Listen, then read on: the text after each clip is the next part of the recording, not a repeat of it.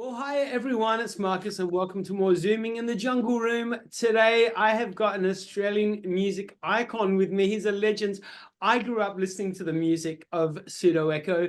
Right now I am talking to Brian Canham. Brian, how are you? Hi Markus, I'm good, thank you. What an absolute legend you are. And the music of Pseudo Echo has influenced so many people growing up in the 80s and the 90s and even onwards. How chuffed are you to know that, Pseudo Echo, after 40 years, are still able to tour Australia and do this incredible circuit? It is amazing, yeah. Like to think, I can still remember my first time, coming to Adelaide and doing a national tour. So yeah, it's pretty amazing that those decades have just whizzed by, and here we are. So yeah, I'm happy. Do you remember where you played when you first came to Adelaide? Do you remember what venue it was?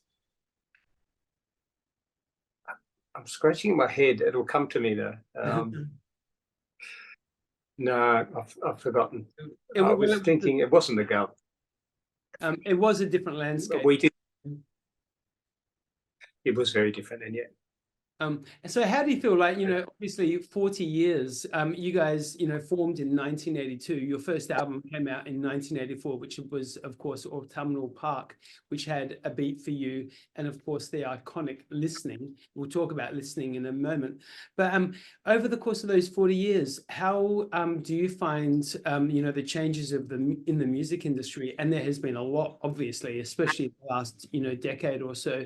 How do you find the challenges of producing music in these days different to back when you first started?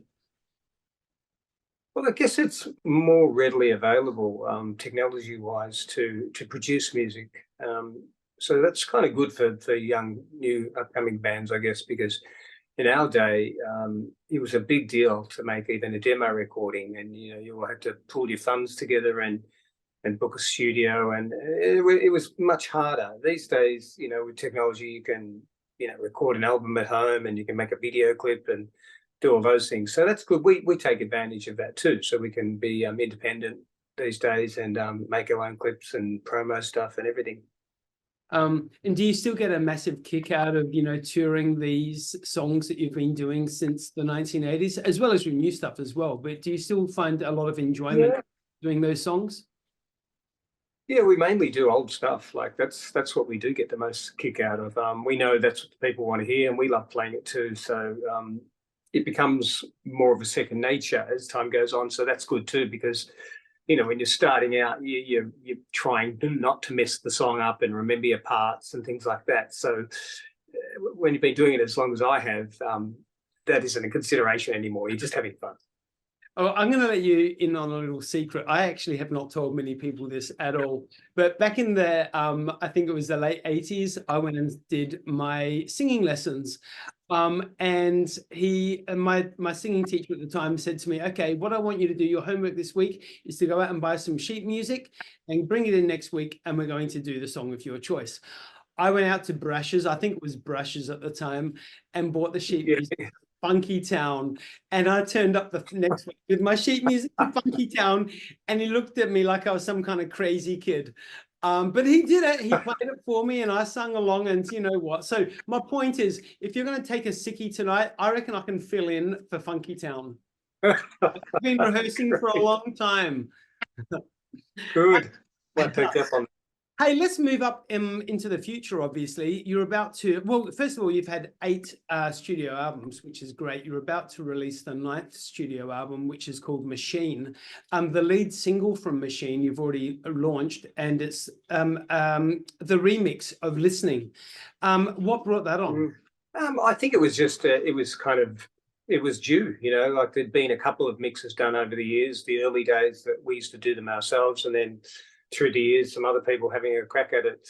And I've always been a bit dubious about remixes because, look, they're great, from a listening point of view, a lot of people love to hear them, but from an artist point of view, sometimes it just takes away your identity because, it's somebody else's production and somebody else's work and their interpretation, and they often just use the voice.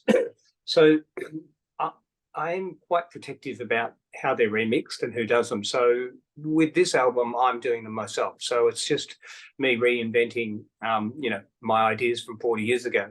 And that can be a challenge too, because you don't want to go too far, so far as to destroy where the essence of the song, which many remixes, I wouldn't say destroy them, but they definitely depart a long way from the original essence. Yeah. So I kind of just changed the progressions of the chords and things like that. Obviously kept the original vocal in there, and then a few homages back to certain riffs and parts of the original song, and approached it with it was funny because we already named the tour Machine, yep, which came from the original name of the band, was Pseudo Echo Machine.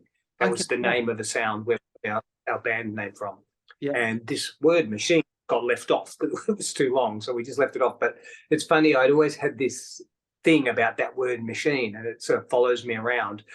And so when we gave the tour that name, I started thinking, machines and industrial and mechanical, and so I approached the mix of listening from that point of view. I wanted to get some metallic sounds and some kind of industrial sounds. So that sort of set the theme for the rest of the album, which is kind of overdue because of our touring commitments, but I'm about to get right into that, so, with the rest of the songs.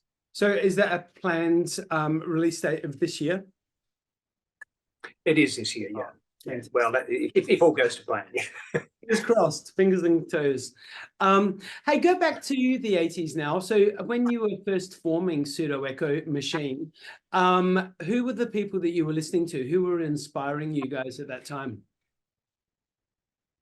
Well, we came off the back of kind of 70s rock, where we were with our first high school band, and that sort of progressed into a kind of a new wave. Yep. And the new wave, there might have been, I think we even played a couple of Cure songs and, Banshees and things like that were the very early essence. And as we dubbed the band Pseudo Echo and we found the right lineup, which was Pierre and Tony Lugton, we started, people that we knew, our peers and elders and that, were passing on music to us and saying, have a listen to these guys, have a listen. And that would be probably, Gary Newman would have been one of the early ones, with Shibway Army, Human League, Ultravox, Simple Minds, Spandau Ballet, and Duran Duran, of course. They would have been the prominent ones, and mainly because they weren't well known in Australia. So I liked that, no one had really jumped on this yet, and I thought this is a great sound. And even Japan, the band Japan was a big influence, even though they were so. And that appealed to me. So I set about listening through all these records that I had, and they were all mainly just 1 or 2 albums old, those bands at that stage, and sort of just analysing and listening what was different about that compared to traditional 70s style rock and the post-punk movement. So yeah, I realised I needed keyboards. I needed to sort of find my vocal style, the accent, the tune, the timbre of my voice. And, my voice was still developing when I started Pseudo Echo. And so when we did the first couple of tracks, they were pitched a bit low. And so I had this sort of low sounding voice, and that sort of sounded to me like the bands I was listening to, maybe Jim Kerr, Phil Oakey. And so I was sort of thinking, well, this is good. This sounds more current of this new wave that's happening. And by the time we got all our synthesizers and electronic drums in there, and then I was getting right into the programming of synths and things, and that I could see was shaping the sound. So some songs were even hangovers from the early days, and we just sort of remodeled them. We just grabbed them and took out a lot of the big guitar parts and replaced them with synth sounds, and the style of drumming became more syncopated and less kind of free form of the 70s, and more into kind of beats that you could tap out on your knees, and they were catchy beats. And so these are, A Beat for You, when you hear the intro drums and things like that, they were definitely part of the song. They weren't just the drummer's input. They were part of when I was writing the song. So and we found that sound that way. You obviously you had a very unique sound at the time. You know, in the 80s, there was no one else in Australia really doing the kind of look that you were doing, and not only the sounds, but your visual appearance as well. I remember when you guys, when I first saw one of your first music video clips, and the hair was stacked to the gods. It was amazing. Well, it was my inspiration. What can I say? But you know, there was kind of you and Eurogliders, I guess, at the time that were doing this kind of unique sounds that I really resonated with. During that time, were you a vinyl collector? Did you go out and buy lots of music from other people in the form of vinyl? I did have pretty good vinyl collection back then. And fortunately for us, when we signed with EMI, we basically had, you know, a free catalogue of music. You know, they'd give us these big books.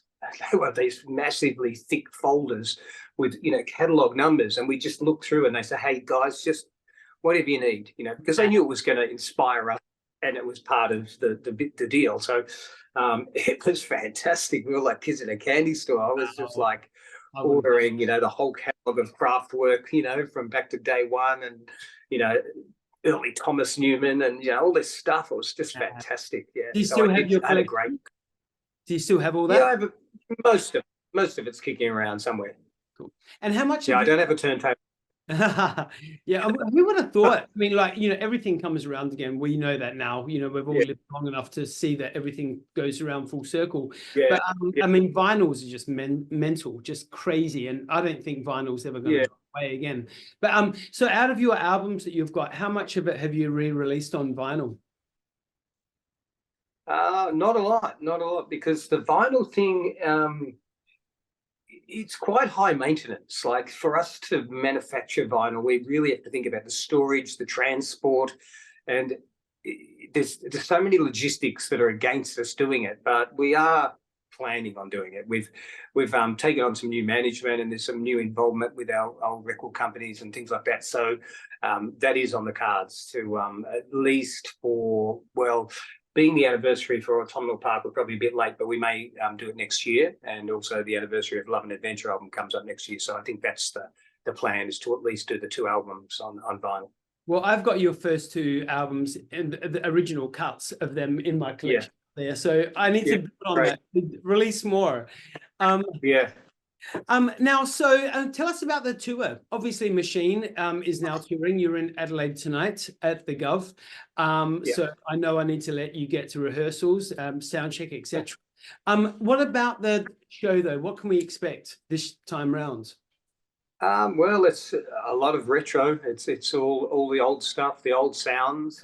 We have a big band these days, 6-piece, a couple of girls in the band, and some good visuals. We have lots of visuals, some a little bit of retro content in the visuals, and then otherwise it's just sort of geometric, high-tech looking visuals that are in sync with the track. So it's a nice eye candy, and a lot of fun. You know, we really like to involve the audience and have a real joint effort of the big party celebration. Love it.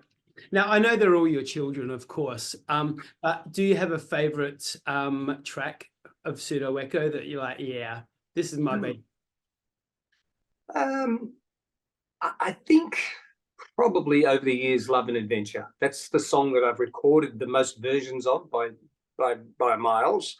And in particular, the version that I did on the After Party album is probably my favorite version of that song too. But yeah, it's just come a long way with me. And it was one of those songs that there was a point where, you know, we'd done the first album and then technology was overflowing. There was more stuff coming out all the time. And I really wrote it musically with technology in mind. You know, I was listening to the latest stuff from everybody, and I could hear all these things they were doing. And so with so much technology in my hands, I was just mucking around, and I had the basic progression of the song. But yeah, I think without the technology, I may not have ever written it. It was one of those things that just came about, you know, with the technology. So, Brian, Pseudo Echo are relevant as ever. And, you know, they're still kicking butt. They're still like selling out these venues. It's so cool. I'm so looking forward to tonight. And hopefully I get to come backstage after and say hi to you. Absolutely. I'll bring my albums, you can sign them. But Okay. I wish you all the best for an incredible Machine tour, and I cannot wait for the new album. Brian, what an absolute pleasure talking to you. You're a legend. Like I say, you're an absolute music icon in Australia. So congratulations on an incredible career. And I can't wait for more and more of your work. Thank you so much. Thank you. Pleasure talking. Cheers. And we'll see you tonight. You bet.